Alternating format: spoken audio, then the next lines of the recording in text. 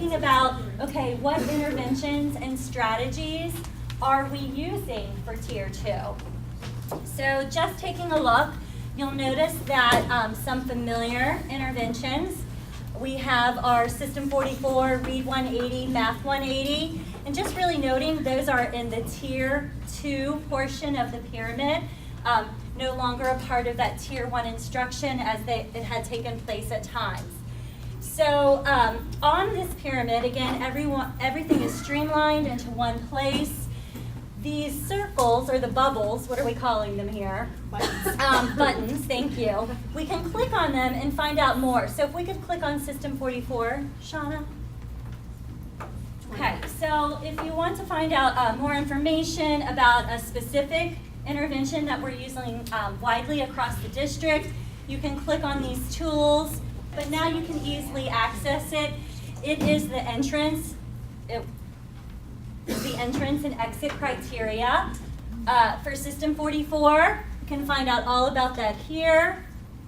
You can also access just a model of the System 44 program, and this is very similar under Read 180 and Math 180, where you can see the model of the program and what following fidelity of that program looks like as a Tier 2 intervention.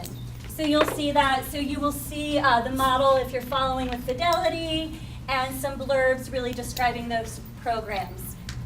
So again, this pyramid is just giving you those tools to find everything you need in one place.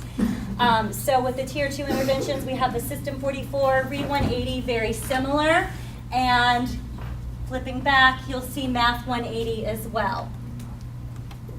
Okay, and then Danielle is going to explain some of those other interventions and strategies that might be used throughout the district. Right, so we know we use the Math 180, the Read 180, and the System 44, and so what else? What else do we have in our county when our students are not making progress in those programs? And so we have our academic intervention button that you can hit, and that's going to take you to this folder, and we've separated into math, reading, and writing. So if you just want to hit reading. Once you open up reading, you're going to see an Excel sheet. And this is not an exhaustive list. We're still adding to it. You may have programs in your school that you're using that you have seen a lot of success with. Please just send them our way and we'll vet them, and then we can add them to this sheet. So what we know is working right now, what we have data on to say that kids are making progress with these programs are on the top. So we have Great Leaps. And then you'll see that it's blue because it's hyperlinked to the Great Leaps website. So if you need to know more about that program, you can just click on the hyperlink and it'll take you to that website. If you scroll down just a little bit, the first top of the sheet is our programs, but we know that we need more than just programs. So the second half of our sheet are then strategies. So we have split them into the programs and the strategies that you could use. You'll also see in one of the columns that it'll say reading fluency or reading comprehension. There might be a little tab that says basic reading, and that's really narrowing it down to if you have students who you feel like are going to eventually need to go through that referral for special education, and you're looking at reading fluency, that you're taking data on the right deficit.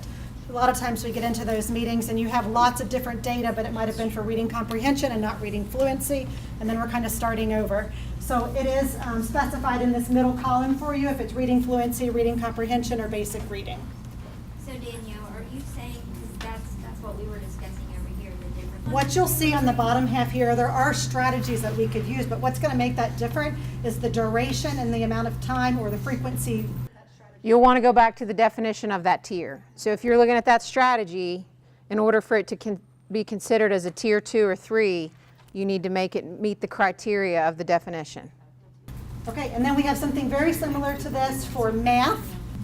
There's a folder for math, there's a folder for writing, and there'll be a folder for reading, and it's set up very similar to what you just saw with the reading. And you'll have time to explore these. I know we're going through quick.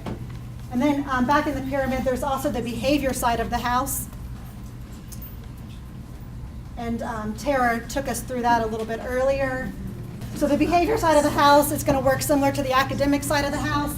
When you're hitting on these buttons, it's going to take you to an Excel sheet that, again, is going to be split up into the interventions for the purpose for why you would use that intervention, and then how you would collect data on that intervention.